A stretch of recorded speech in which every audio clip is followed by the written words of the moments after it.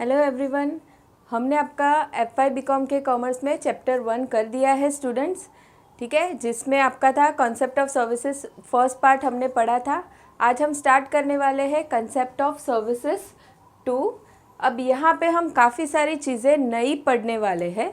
वहाँ पे हमने देख लिया था कि सर्विसेज क्या होता है, उसके फीचर्स देख लिए थे, स्कोप देखा था, हमने मार्केटिंग मिक्स देख लिया। ऐसी काफ़ी सारी चीज़ें हमने सर्विस रिलेटेड वहाँ पे पढ़ ली। अब यहाँ पे इस चैप्टर में हमें कुछ आगे देखना है, तो अब हम देखते हैं कि इस चैप्टर में हम क्या क्या चीज़ें पढ़ने वाले हैं।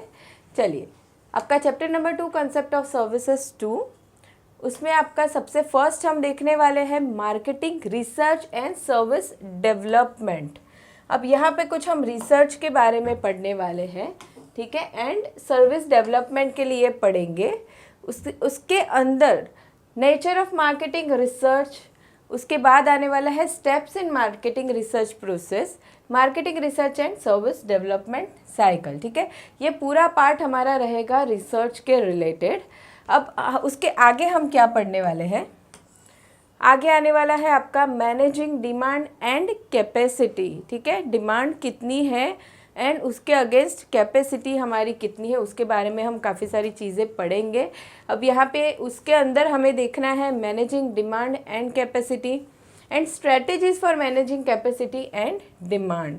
एंड फर्दर उसके आगे हम देखने वाले हैं अपॉर्चुनिटीज़ एंड चैलेंजेस।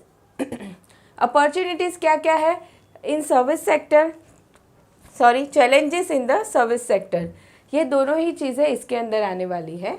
तो चलिए बच्चों, अब हम स्टार्ट करते हैं मार्केटिंग रिसर्च से। ठीक है, जो हमें स्टार्टिंग में सबसे पहले पढ़ना है। चलिए, तो यहाँ पे उन लोगों ने सबसे फर्स्ट आपको दिया हुआ है नेचर ऑफ मार्केटिंग रिसर्च, लेकिन इसके पहले सबसे फर्स्ट हमें जानना है मार्केटिंग रिसर्च के बारे में। ठीक है, अभी मार्केटिंग रिसर्च में रिसर्च का मतलब हमें पता है सबको कि भाई रिसर्च में हम क्या करते हैं। तो हम क्या करते हैं, कुछ इन्वेस्टिगेशन टाइप कुछ हम इंफॉर्मेशन लेते हैं। ठीक है, इंफॉर्मेशन अलग अलग सोर्सेज से हम कलेक्ट करते हैं। कुछ पर्टिकुलर हमारा क्वेश्चन रहता है या प्रॉब्लम रहती है या सिचुएशन रहती है या कुछ हमें कोई फैक्ट जानना है, उसके बारे में हम क्या करते हैं, इंफॉर्मेशन कलेक्ट करते हैं एंड उसे एनालाइज करते हैं, इंटरप्रेट करते हैं एंड फिर हम कुछ डिसीजन पे आते हैं। ये तो हो गया रिसर्च का मीनिंग। लेकिन अब मार्केटिंग रिसर्च क्या होता है, तो हमें क्या करना है, मार्केट के रिलेटेड कुछ रिसर्च करना है। अब हम सर्विस की बात कर रहे हैं, सर्विस का टॉपिक पढ़ रहे हैं, तो कोई भी सर्विस प्रोवाइडर रहता है या तो वो ऑलरेडी कोई सर्विस दे रहा है मार्केट में, तो उसे काफ़ी सारी अलग अलग प्रॉब्लम्स आ सकती है। ठीक है, कि मान लो उसका सेल्स कम हो रहा है, या तो फिर उसके प्रोडक्ट के फीचर है वो सर्विस रिसीवर की नीड से मैच नहीं हो रहे हैं, या तो फिर कोई और प्राइसिंग रिलेटेड प्रॉब्लम हो सकती है, या फिर प्रमोशन रिलेटेड प्रॉब्लम हो सकती है। ठीक है, तो ये सारी जो प्रॉब्लम्स आती है, या तो फिर कोई ऐसी सर्विस है जो नई इंट्रोड्यूस हो रही है मार्केट में, नई इंट्रोड्यूस करनी है मार्केट में, तो उसके पहले क्या किया जाता है, रिसर्च किया जाता है। ठीक है, अब इस रिसर्च में हम क्या करते हैं कि भाई वो सर्विस जो मार्केट में हम इंट्रोड्यूस करने वाले हैं, तो फिर हम क्या करते हैं, उसके बारे में जानते हैं कि लोगों की रिक्वायरमेंट क्या है, वो उसकी रिक्वायरमेंट को फुलफ़िल करेगा या नहीं, प्राइसिंग के बारे में जानेंगे, ऐसी बहुत सारी इन्फॉर्मेशन हम जानते हैं। ठीक है, एंड ये तो बात हो गई नई सर्विस के बारे में। एंड जो ऑलरेडी सर्विस है उसमें जो प्रॉब्लम्स आ रही थी उसके बारे में भी हम सेम चीज़ करते हैं, इन्फॉर्मेशन लेते हैं कस्टमर्स से या अलग अलग लोगों से, एंड फिर हम कुछ फैक्ट डिसाइड करते हैं या तो फिर प्रॉब्लम को हम सॉल्व करते हैं। ठीक है, तो ये स्टूडेंट्स, ये हो जाता है हमारा रिसर्च, जिसे हम बोलते हैं मार्केटिंग रिसर्च। कुछ हम मार्केट के बारे में रिसर्च करते हैं, स्टडी करते हैं। ठीक है, तो चलिए यहाँ पे उन लोगों ने क्या बताया है, marketing research is a systematic approach. कैसा अप्रोच बताया गया है यहाँ पे, सिस्टमैटिक बताया है। ऐसा नहीं है कि भाई आज हमें कोई क्वेश्चन आया, हमने जाके उसके लिए सर्वे कर दिया, कल दूसरा हमें क्वेश्चन आया और वहाँ पे जाके हमने सर्च कर दिया। नहीं, एक सिस्टमैटिक कुछ प्रोसेस फॉलो किया जाता है रिसर्च करने के लिए। ऐसे रैंडमली कोई भी चीज़ हम रिसर्च नहीं करते। ठीक है, तो ये क्या है, एक marketing research is a systematic approach to solve marketing problems. Marketing problems जो हमें आती है अलग अलग, उसे सॉल्व करने के लिए हम कुछ सिस्टमैटिक प्रोसेस अप्रोच फॉलो करते हैं, उसे बोलते हैं marketing research. The American marketing association defines marketing research the systematic gathering, recording and analyzing of data about problems relating to marketing of goods and services। अब यहाँ पे डेफिनेशन दिया गया है आप लोगों को मार्केटिंग रिसर्च का। किसने दिया है? अमेरिकन मार्केटिंग एसोसिएशन ने दिया है। उन्होंने क्या डिफाइन किया है कि व्हाट इज़ मार्केटिंग रिसर्च? कुछ सिस्टमैटिक गैदरिंग है। गैदरिंग मतलब एक साथ लाना। किसे लाना? इंफॉर्मेशन को, डेटा को। सिस्टमैटिक गैदरिंग, रिकॉर्डिंग, उसे रिकॉर्ड करना, एंड एनालाइजिंग, फिर उस इंफॉर्मेशन को रिकॉर्ड करना एंड एनालाइज करना, ठीक है, डिटेल में उसे अलग अलग डिवाइड करके उसके बारे में उसे इंटरप्रेट करना। तो the systematic gathering, recording and analysing of data about problems relating to marketing of goods and services. ठीक है, तो हमने वो डेटा लिया किसके रिलेटेड, जो हमें प्रॉब्लम आ रही है मार्केटिंग, हमारा गुड्स या सर्विस मार्केट करने में उसकी जो प्रॉब्लम हो रही है उसके रिलेटेड हमने डेटा क्या किया? गैदर किया, रिकॉर्ड किया एंड एनालाइज किया। वो हो जाता है मार्केटिंग रिसर्च। तो ये था आपका डेफिनेशन स्टूडेंट्स। अब आगे उन लोगों ने हमें बताया हुआ है नेचर ऑफ मार्केटिंग, उसके अंदर फीचर्स ऑफ मार्केटिंग। सबसे फर्स्ट यहाँ पे उन लोगों ने हमें बताया है कि क्या है marketing research is a systematic process है। सिस्टमैटिक मतलब कुछ हमें स्टेप बाय स्टेप कुछ चीज़ फॉलो करनी है, वो हो जाता है सिस्टमैटिक। ठीक है, जैसे मैंने बोला आज एक क्वेश्चन पे हमने जाके सर्वे कर लिया, कल दूसरे क्वेश्चन पे जाके कर लिया, कुछ हमने सोचा नहीं है क्या कैसे हम किसको पूछने वाले हैं, आज इस एरिया में गए कल उस एरिया में गए, वैसे नहीं, हमें कुछ सिस्टमैटिकली कुछ स्टेप्स फॉलो करने हैं, प्रोसेस फॉलो करना है। इसलिए यहाँ पे बोला गया है कि ये क्या है? सिस्टमैटिक प्रोसेस है। Marketing research is a systematic process to identify and to solve marketing problems. ठीक है, क्यों करना है हमें ये? To identify and to solve marketing problems. The process of marketing research involves the following steps. अब यहाँ पे हमें कुछ स्टेप्स बताए गए हैं कि क्या क्या फॉलो होते हैं इन रिसर्च। तो सबसे फर्स्ट है आपका क्रिएट द रिसर्च डिज़ाइन और प्लान। ठीक है, अब हम कोई भी चीज़ करते हैं तो सबसे पहले हम क्या करते हैं? प्लानिंग करते हैं। अब हमें एग्ज़ाम के लिए प्रिपरेशन भी करना है तो हम क्या करते हैं? सबसे पहले प्लानिंग करते हैं, सबसे फर्स्ट स्टेप। तो यहाँ पे भी क्या करना है हमें? क्रिएट द रिसर्च डिज़ाइन और प्लान। सबसे पहले हम उसका प्लान बनाएंगे। Second thing, collection of data through primary and secondary sources. अब कलेक्शन ऑफ डेटा करना है हमें, सेकेंड स्टेप में डेटा लाना है अलग अलग जगहों से। अब वो सोर्सेज प्राइमरी भी हो सकते हैं या सेकेंडरी भी हो सकते हैं, वो हम आगे देखेंगे, प्राइमरी एंड सेकेंडरी सोर्सेज। ठीक है, तो ये सेकेंड स्टेप हो गया आपका कलेक्शन ऑफ डेटा। उसके बाद आता है, अब डेटा तो हमने ले लिया, next step is processing of data. ठीक है, अब डेटा हमें मिल गया, बहुत सारे अलग अलग लोगों को हमने पूछा, बहुत सारे अलग अलग टाइप के कस्टमर को पूछा, उन लोगों ने बहुत सारी अलग अलग इन्फॉर्मेशन दे दी हमें। ठीक है, तो अब क्या करना है? वो जो डेटा हमें मिला है, वो जो इन्फॉर्मेशन हमें मिली है, उसे हमें फर्दर प्रोसेस करना है। तो उसमें हम क्या करते हैं? एडिट करते हैं। डेटा में एडिटिंग की ज़रूरत है तो एडिटिंग करते हैं, कोडिंग करते हैं। मतलब उस डेटा को हम अलग अलग लोगों से मिला है, अलग अलग चीज़ें हमें जानने मिली है, तो हम क्या करते हैं? उसे ठीक से ऑर्गेनाइज करते हैं एंड लेबलिंग करते हैं, ग्रुपिंग करते हैं। तो इसका मतलब हो जाएगा कोडिंग। उसके बाद आएगा क्लासिफिकेशन, उसको हम क्लासीफाई कर देंगे। जैसे कि प्राइसिंग रिलेटेड कुछ इन्फॉर्मेशन थी तो हमने अलग से क्लासीफाई कर दिया, एडवर्टीजमेंट रिलेटेड कुछ इन्फॉर्मेशन थी तो क्लासीफाई कर दिया। ठीक है, तो कोडिंग के बाद हम क्लासिफिकेशन करेंगे एंड टेबुलेशन। टेबुलेशन मतलब उसे हम प्रॉपर फॉर्मेट में ला देंगे ताकि हम उसे अच्छे से स्टडी कर पाए। ठीक है, तो ये हो जाएगा हमारा प्रोसेसिंग ऑफ डेटा। उसमें आता है editing, coding, classification and tabulation. उसके बाद वाला स्टेप है प्रोसेसिंग ऑफ डेटा के बाद analysis and interpretation of data करना है हमें। अब ये जो डेटा हमने प्रॉपर टेबुलेट एंड क्लासीफाई कर दिया है, अब उसे हमें प्रॉपर एनालाइज करना है, देखना है वो रिलेटेड टू प्रॉब्लम एग्जैक्ट है या नहीं, एंड उसके बाद हम उसे इंटरप्रेट करेंगे, मतलब उसे हम समझेंगे, स्टडी करेंगे। ठीक है, तो एनालिसिस एंड इंटरप्रेशन करना है। उसके बाद आता है इम्प्लीमेंटेशन ऑफ रिसर्च फाइंडिंग्स। अब ये फाइंडिंग्स का मतलब होता है कि ये जो सारा हमने एनालिसिस एंड इंटरप्रिटेशन किया, उस पे से हमें कुछ जानने मिलेगा। ठीक है, कि भाई हमारी प्राइसिंग रिलेटेड कुछ प्रॉब्लम थी, तो उसमें एग्जैक्ट क्या प्रॉब्लम है, प्राइस हमारी कम हम चार्ज कर रहे हैं या ज़्यादा चार्ज कर रहे हैं, क्या प्रॉब्लम है, तो हमें वो कुछ जानने मिला, वो हो जाता है हमारा फाइंडिंग्स।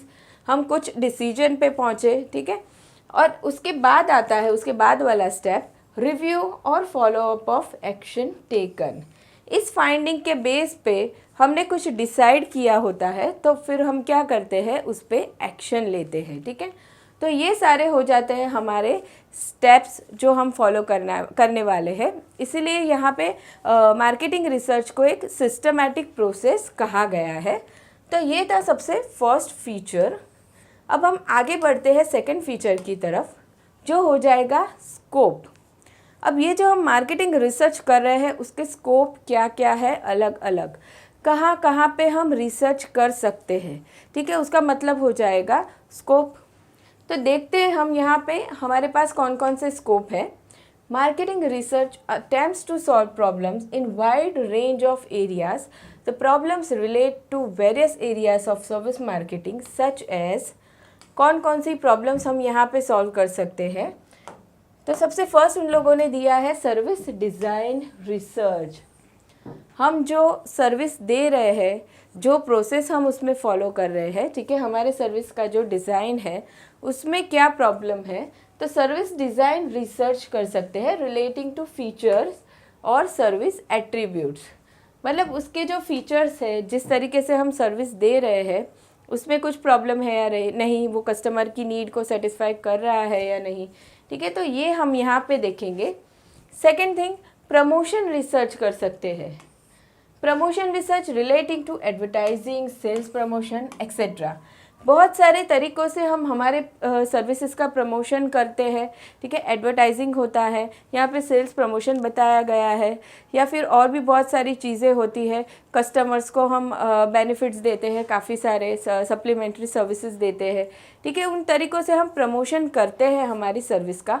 तो उस प्रमोशन रिलेटेड, प्रमोशन में कुछ प्रॉब्लम है तो वो यहाँ हम रिसर्च कर सकते हैं। Pricing research, pricing research to find out the appropriateness of pricing. Appropriateness मतलब हमने जो प्राइस चार्ज किया है वो परफेक्ट है या नहीं, वो हम जानेंगे। ठीक है, बहुत ज़्यादा प्राइस होगा तो कस्टमर हमारे पास नहीं आएगा, वो चला जाएगा कॉम्पिटिटर के पास। एंड कम प्राइस होगा तो क्या होगा, हमारे बिजनेस को लॉस हो जाएगा। तो वो अप्रोप्रिएटनेस हमें देखना है। उसके बाद आता है place research relating to location, channels etcetera. ठीक है, प्लेस रिसर्च में आ जाएगा कि भाई हम जो कस्टमर को सर्विस प्रोवाइड कर रहे हैं, तो उसमें हमने काफ़ी सारी चीज़ें देखी थी पहले कि कस्टमर की कोई सर्विसेज में हम कस्टमर की साइट पे जाके सर्विस दे सकते हैं, कोई सर्विसेज में कस्टमर को आना पड़ता है सर्विस प्रोवाइडर के पास। ठीक है, तो उस रिलेटेड हम यहाँ पे सर्च कर सकते हैं कि भाई वहाँ के कुछ प्रॉब्लम है या नहीं, कस्टमर को सूटेबल वो चीज़ हो रही है या नहीं। ठीक है, तो ये हमारा हो गया सेकंड फीचर, जो है आपका स्कोप, जहाँ पे हमने देखा कि कौन कौन से हमारे पास एरियाज़ अवेलेबल है जहाँ पे हम रिसर्च कर सकते हैं।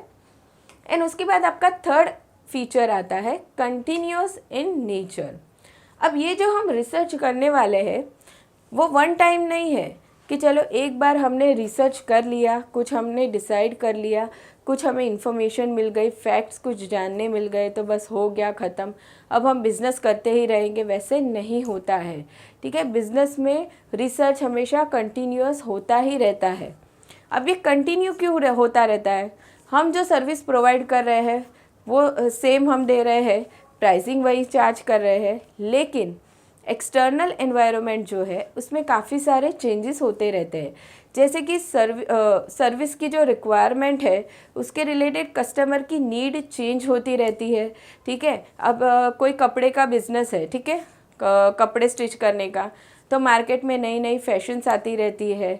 और बाकी काफ़ी सारी ऐसी सर्विसेज है, जैसे कि फूड रेस्टोरेंट की बात करें तो वहाँ पे भी कुछ ना कुछ नया नया आते रहता है, तो कस्टमर की नीड हमेशा चेंज होती रहती है।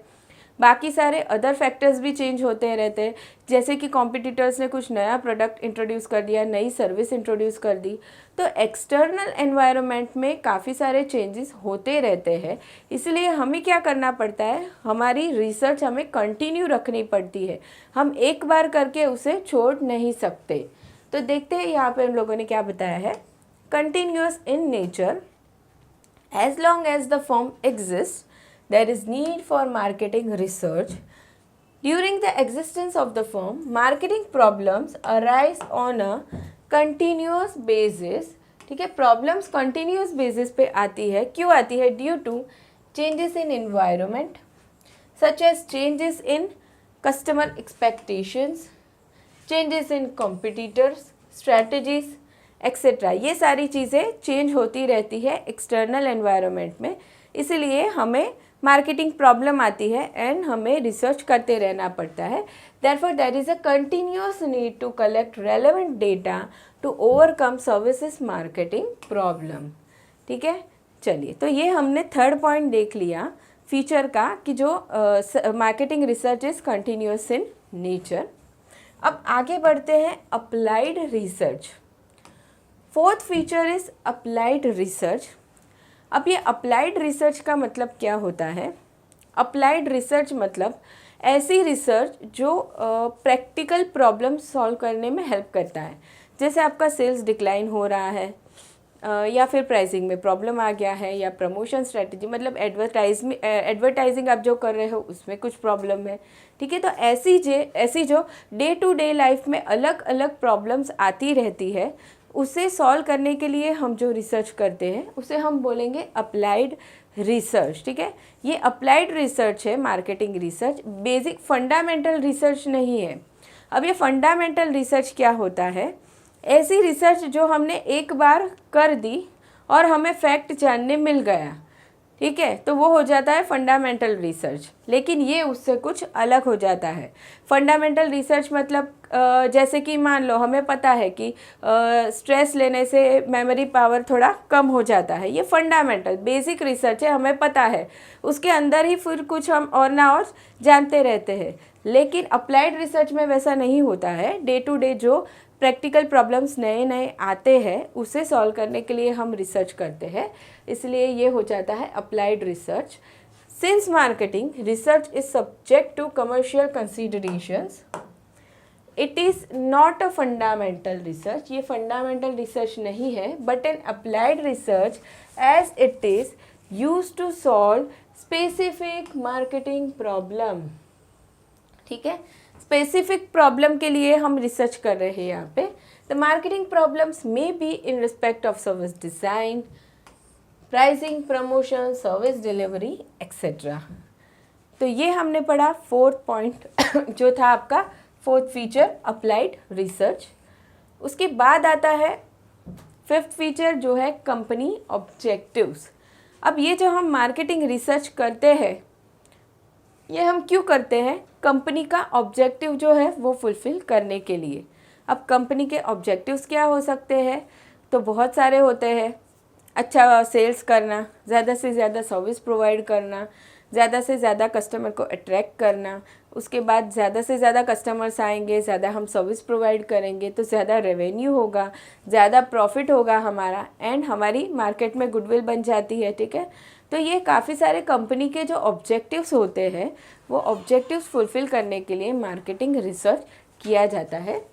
तो due to marketing research the company is in a position to achieve its objectives.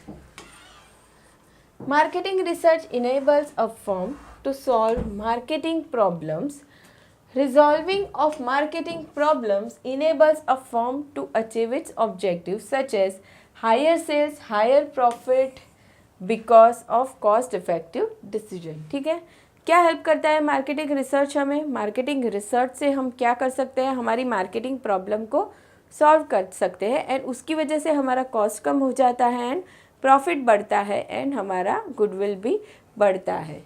ठीक है, क्लियर है यहाँ तक? तो आगे बढ़ते हैं.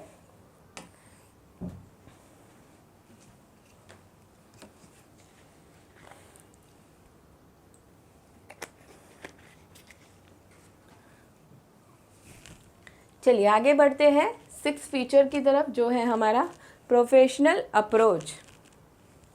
अब ये क्या है? एक प्रोफेशनल अप्रोच है students. Research is a professional approach. Professional क्यों बताया गया है यहाँ पे? कि जो भी हम रिसर्च करने वाले हैं उसे हम एकदम प्रोफेशनल वे में करेंगे. मतलब जो लोग रिसर्च करने वाले हैं उनको भी, वो भी प्रोफेशनल होंगे, उनको हम प्रोफेशनली ट्रेन करते हैं ताकि हमारी रिसर्च कैसी हो? बहुत अच्छे से हो, प्रोफेशनल अप्रोच से हो. ठीक है, देखते हैं. Marketing research requires professional approach in respect of following activities. Selection of marketing research staff. Research staff जो हम सिलेक्ट करेंगे वो कैसा होगा? प्रोफेशनल होगा. Training to the research staff, उसके बाद हम उसे ट्रेनिंग देते हैं. एंड उसके बाद है selection of sources of data. ठीक है, तो ये सारी ही चीज़ें हम कैसे करने वाले हैं? प्रोफेशनल अप्रोच फॉलो करके. The professional approach enables the firm to collect and analyse the data properly which in turn enables the firm to solve the marketing problems. ठीक है, चलिए ये था आपका 6 फीचर. अब हम आगे बढ़ते हैं. Methods of data collection. Okay, methods of data collection. अब जो हम रिसर्च कर रहे हैं उसमें हम डेटा कलेक्ट करने वाले हैं. डेटा कलेक्शन इस बहुत बोलते हैं ना, बहुत मेन स्टेप हो जाएगा डेटा कलेक्शन का, क्योंकि उसके बेस पे ही हमें काफ़ी सारी चीज़ें जानने मिलेगी. उसके भरोसे ही हम क्या करने वाले हैं? हमारी मार्केटिंग प्रॉब्लम को सॉल्व करने वाले हैं. ठीक है, तो अब ये डेटा कलेक्शन की जब हम बात कर रहे हैं तो ये डेटा कलेक्शन हम 2 सोर्सेज से कर सकते हैं. एक होता है प्राइमरी एंड दूसरा होता है सेकेंडरी. अब प्राइमरी क्या होता है? हम सीधा कस्टमर को जाके ही पूछेंगे, उनसे ही सर्वे करेंगे हम, वो हो जाएगा प्राइमरी. जैसे कि हमने कस्टमर्स, मान लो कि कोई सुपरमार्केट है, वहाँ पे कस्टमर्स आ रहे हैं काफ़ी सारे, तो वहाँ पे कोई सेल्स पर्सन हमने रखा हुआ है जो क्या करता है? कस्टमर को कुछ क्वेश्चन पूछता है, इन्फॉर्मेशन लेता है. सॉरी, वो क्या हो जाता है? प्राइमरी सोर्स हो जाता है. और सेकेंडरी सोर्स की जब हम बात करते हैं तो what is secondary source? Secondary source होता है जो डेटा हमें रेडीली मिल जाते हैं, रेडी अवेलेबल रहते हैं हमारे लिए. जैसे कि न्यूज़पेपर में पब्लिश हुए या कहीं और पब्लिश हुए हैं, जहाँ से हम सीधा वहाँ पे इंफॉर्मेशन देख सकते हैं, वहाँ से इंफॉर्मेशन ले सकते हैं. वो हो जाता है सेकेंडरी सोर्स. तो देखते हैं methods of data collection. Marketing research data can be obtained from primary sources और secondary sources. 2 सोर्स होते हैं हमारे पास. Normally a company may collect data from secondary sources. बराबर, सबसे पहले कंपनी क्या करेगी? सेकेंडरी सोर्स से डेटा लेगी, मतलब जो पब्लिश होते हैं डेटा वहाँ से. Secondary data is economical and less time consuming. Of course secondary data publish हुए हैं, हम रेडी डेटा सीधा उठा लेने वाले हैं, तो ये क्या है? वहाँ पे टाइम कम हो रहा है, हमारा टाइम ज़्यादा जाने वाला नहीं है. एंड दूसरा, हमारी कॉस्ट भी कम हो जाएगी. जो एम्प्लॉयज़ हम वहाँ पे भेज रहे थे सर्वे करने के लिए, उसकी ज़रूरत नहीं है, हमें सीधे सीधा डेटा मिल गया है, तो टाइम भी बच गया एंड कॉस्ट भी बच गई हमारी. However, if the secondary data is not adequate to solve the problem, the company may go for primary data. Company ने सेकेंडरी डेटा लिया और उसे ऐसे लगता है कि भाई ये रिलायबल नहीं है, प्रॉपर नहीं है, ठीक है, इसके बेस पे हम डिसीजन नहीं ले सकते, तब कंपनी क्या करती है? खुद से प्राइमरी सोर्सेज से डेटा कलेक्ट करती है. क्लियर है? यहाँ तक ये हो गया हमारा मेथड ऑफ डेटा कलेक्शन.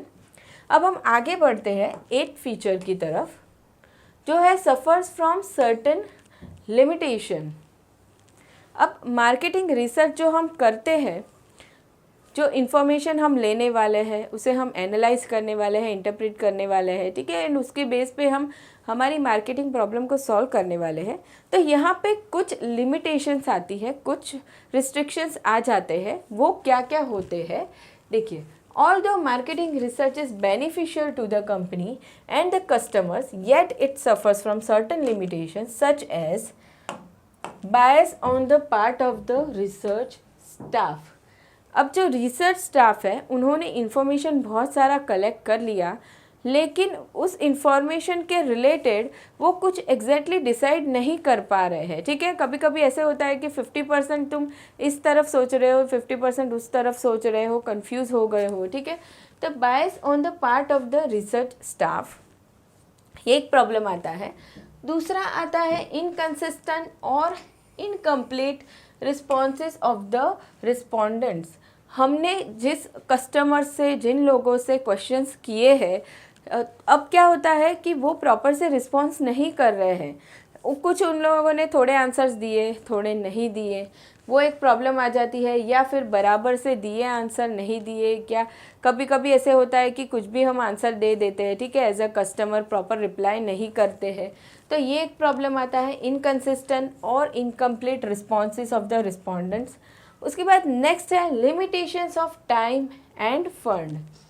कभी कभी सर्विस प्रोवाइडर के पास इतना टाइम नहीं होता है वेट करने के लिए। मान लो मार्केट में कॉम्पिटिटर ने नई सर्विस इंट्रोड्यूस कर दी है और हम कुछ वहाँ पे रिसर्च करने जा रहे हैं मार्केट में हमारे प्रोडक्ट के लिए कि हमें क्या क्या चेंजेस करना है।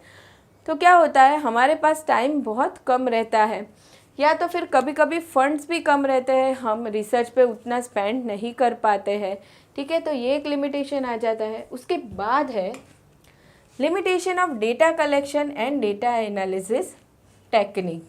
कभी कभी जो डेटा हम कलेक्ट करते हैं वो भी हमारे पास लिमिटेड रहता है, या जो डेटा एनालिसिस टेक्निक है वो भी हम प्रॉपर फॉलो नहीं कर पाते। तो ये सारे लिमिटेशंस आते हैं at the time of marketing research, जो हमने देख लिया यहाँ पे स्टूडेंट्स। तो ये थे आपके 8 फीचर्स जो हमने स्टडी किए मार्केटिंग रिसर्च के। अब हम नेक्स्ट टॉपिक पढ़ने वाले हैं कि भाई ये मार्केटिंग रिसर्च जो होता है उसमें हम स्टेप्स कौन कौन से फॉलो करते हैं। मार्केटिंग रिसर्च एक सिस्टमैटिक प्रोसेस है, वो तो हमने देख लिया, लेकिन अब सिस्टमैटिक प्रोसेस में कुछ स्टेप्स होते हैं जो हमें फॉलो करने पड़ते हैं। तो वो सारे स्टेप्स हम डिटेल में एक एक करके देखने वाले हैं, ठीक है। चलिए सबसे फर्स्ट स्टेप यहाँ पे हमारा आता है आइडेंटिफाई द प्रॉब्लम। अब हमने स्कोप में देखा कि हमारे पास बहुत सारा स्कोप है, बहुत सारी अलग अलग प्रॉब्लम्स के रिलेटेड हम मार्केटिंग रिसर्च कर सकते हैं। तो अब यहाँ पे उसमें हम आइडेंटिफाई करेंगे कि वो कौन सा प्रॉब्लम है जिसके रिलेटेड हमें मार्केटिंग रिसर्च करना है, ठीक है। अब वो प्रॉब्लम कोई भी हो सकता है, हमारे प्रमोशन में प्रॉब्लम आ रहा है, हम जो प्रोडक्ट का प्रमोशन कर रहे हैं, एडवर्टाइजिंग कर रहे हैं, सेल्स प्रमोशन कर रहे हैं, वहाँ पे कुछ गड़बड़ है, या प्रोडक्ट के फीचर में कुछ गड़बड़ है, सर्विस के फीचर में कि वो कस्टमर की नीड को मैच नहीं हो रहा है, या फिर हमारा सेल्स डिक्लाइन हो रहा है, या क्या प्रॉब्लम क्या हो रही है। तो सबसे फर्स्ट स्टेप में हम क्या करने वाले हैं, हम उस प्रॉब्लम को आइडेंटिफाई करेंगे, ठीक है। तो identifying and defining the problem is the first step in the process of marketing research. क्या है ये फर्स्ट स्टेप है इन मार्केटिंग रिसर्च। प्रॉब्लम्स में relate to service product, pricing, promotion and delivery of service, ठीक है। ये कोई भी तरह के प्रॉब्लम हो सकते हैं। For instance the problem may be that of declining sale. यहाँ पे उन लोगों ने एग्जाम्पल दिया है कि सेल डिक्लाइन हो रहा है, वो भी प्रॉब्लम हो सकती है। This may be due to poor quality of service or defective promotion or lack of motivation of sales force and so on. The job of research people is to identify and define the problem, ठीक है। सबसे पहले हम जानेंगे कि problem क्या है exactly, and उसके बाद हम रिसर्च चालू करेंगे। There should be a proper diagnosis which will lead to an effective solution. अगर आपने प्रॉब्लम को सही आइडेंटिफाई कर लिया है तो ही आप इफ़ेक्टिव सॉल्यूशन ला सकते हो, नहीं तो आपका सॉल्यूशन ही गलत हो जाएगा। ठीक है, चलिए, तो ये था आपका सबसे first step, identify the problem. उसके बाद हम आगे बढ़ते हैं। अब हमने प्रॉब्लम को तो आइडेंटिफाई कर लिया, अब क्या करना है, डिटरमाइन द डेटा नीड्स। अब उस प्रॉब्लम के रिलेटेड हम कुछ डेटा हमें चाहिए होगा, तो उसे हमें डिटरमाइन करना है, डिसाइड करना है कि हमें कौन कौन सा डेटा चाहिए होगा, कहाँ से वो डेटा हमें मिलेगा। तो हमने दो सोर्सेस ऑलरेडी देखे, प्राइमरी एंड सेकेंडरी सोर्सेस, जहाँ से हमें डेटा मिलने वाला है। तो अब सेकेंडरी सोर्सेस हमने देखा था कि क्या होता है, वो रेडिली हमें पब्लिश डेटा मिल जाता है, वो होता है secondary sources. And primary sources होता है जो हम डायरेक्टली सर्वे करते हैं, क्वेश्चन पूछते हैं कस्टमर को, तो वो प्राइमरी सोर्सेस से हम डेटा कलेक्ट करते हैं। तो इस सेकेंड स्टेप में हमें क्या करना है, डिटरमाइन करना है डेटा नीड्स। तो the researcher should decide about data needs to solve the problem. Researchers use primary and secondary data. Generally, researcher may use secondary data because secondary data is readily available and therefore takes less money, effort and time. ठीक है, सबसे पहले हमने वो भी चीज़ पढ़ी कि भाई क्या करता है रिसर्चर, सबसे पहले सेकेंडरी डेटा को वो यूज़ करेगा क्योंकि वो रेडिली अवेलेबल होता है। तो सबसे पहले उसका टाइम बच जाएगा, उसके एफर्ट्स बच जाएंगे एंड उसके पैसे भी बच जाएंगे डेटा कलेक्ट करने में।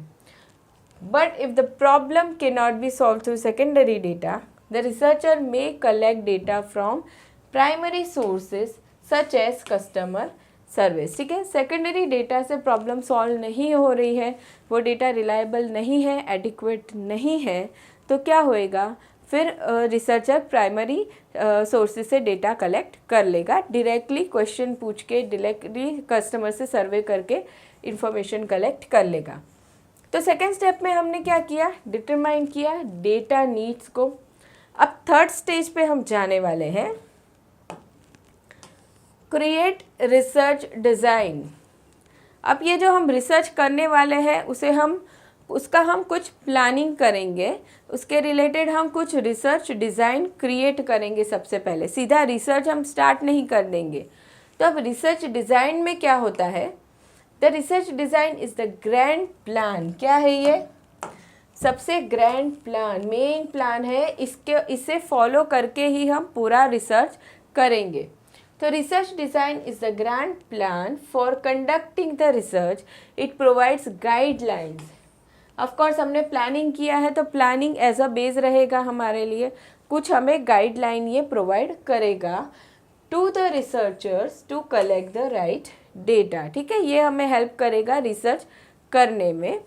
Now research design contains the following elements. अब ये रिसर्च डिज़ाइन में कौन कौन से एलिमेंट आने वाले हैं, तो सबसे फर्स्ट इसमें आता है स्टेटमेंट ऑफ रिसर्च प्रॉब्लम।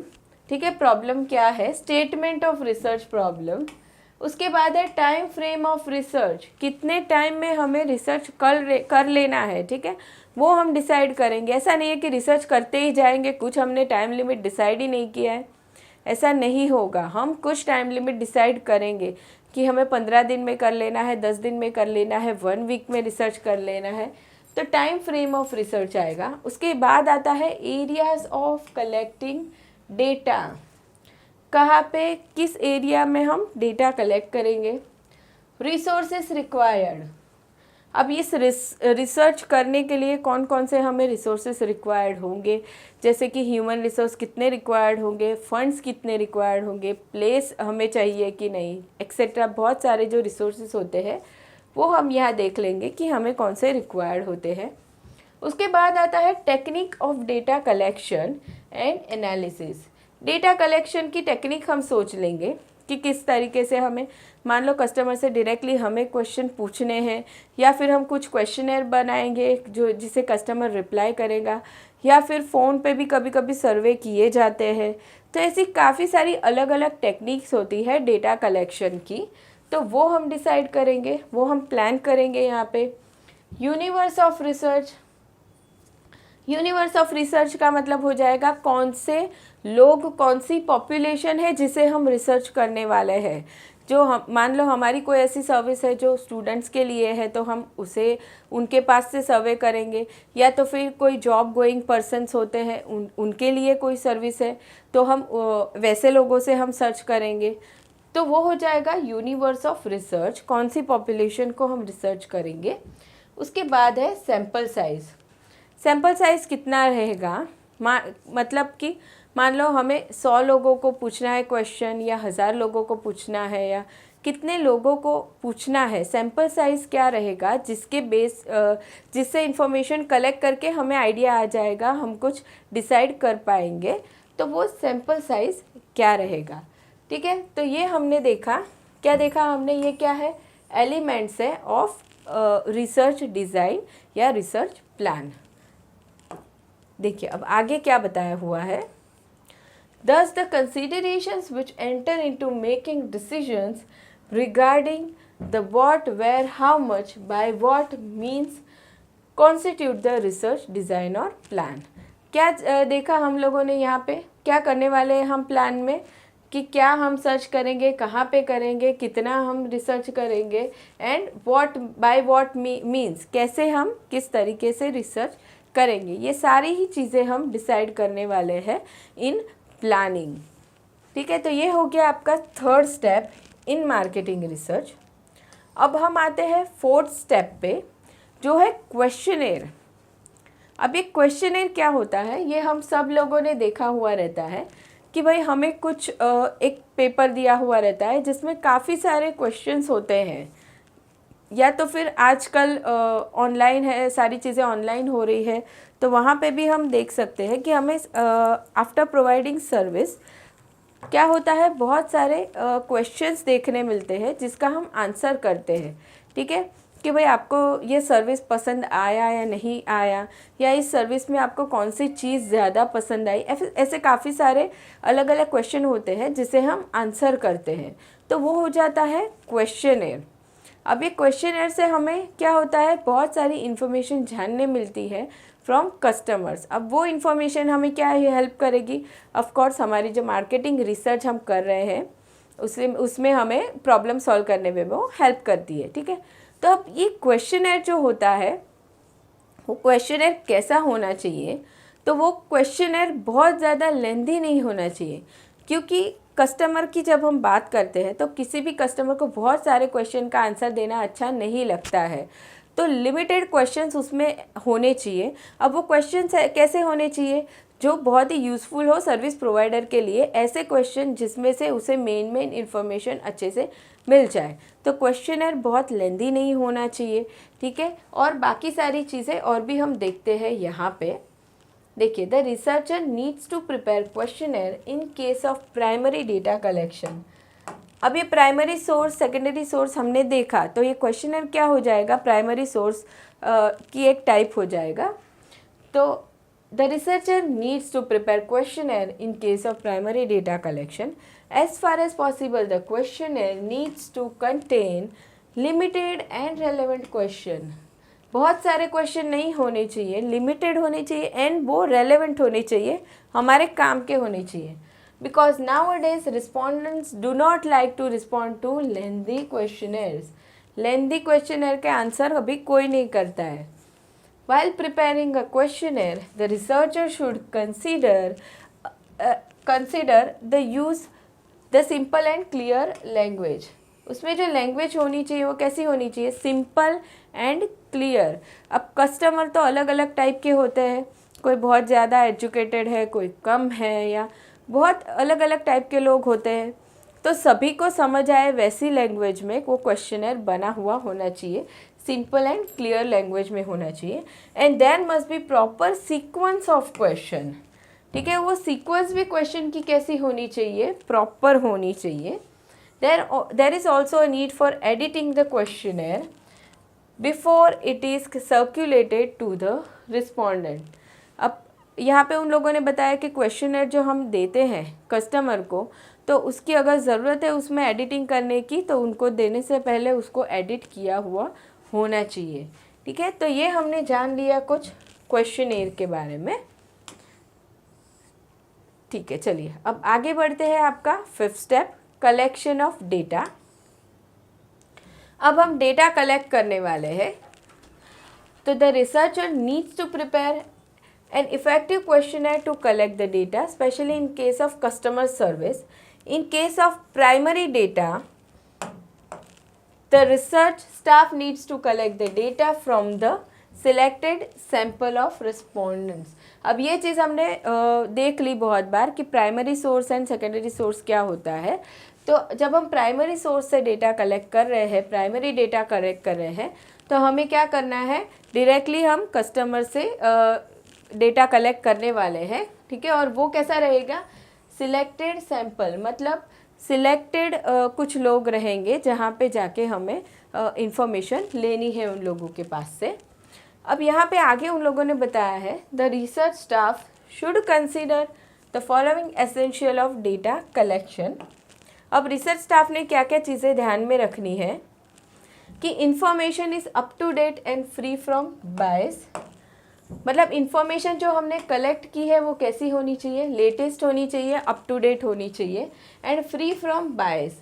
मतलब कुछ डेटा ऐसा नहीं होना चाहिए जहाँ पे खुद रिसर्च स्टाफ को ही कन्फ्यूजन है। ठीक है, वो खुद क्लियर होनी चाहिए उसमें। उसके बाद है data is accurate and relevant to the needs of the problem. Data एकदम एक्यूरेट, परफेक्ट होना चाहिए, गलत नहीं होना चाहिए, and relevant to the needs of problem. जो हमारी प्रॉब्लम है, मान लो प्राइसिंग में है, तो वो डेटा उसके रिलेटेड ही होना चाहिए। प्राइसिंग में प्रॉब्लम है और हमने एडवर्टीजमेंट का डेटा कलेक्ट किया है, तो वैसे नहीं होना चाहिए। उसके बाद है data is complete in all respects. Data कैसा होना चाहिए, कंप्लीट होना चाहिए, आधा अधूरा डेटा नहीं होना चाहिए। ठीक है, फुल इंफॉर्मेशन हमारे पास होनी चाहिए। तो ये था आपका 5th पॉइंट जो हमने देख लिया रिलेटेड टू डेटा कलेक्शन। तो यहाँ पे हमने 5 स्टेप देख लिए मार्केटिंग रिसर्च में जो आते हैं। स्टूडेंट्स, हम आगे के स्टेप्स नेक्स्ट लेक्चर में कंटिन्यू करने वाले हैं। तो आपके अगर कोई क्वेश्चंस है तो आप कमेंट सेक्शन में हमें बता सकते हैं। एंड वीडियो पसंद आया हो तो प्लीज़ लाइक एंड शेयर कर देना। एंड मिलते हैं नेक्स्ट लेक्चर में। Bye students, thank you.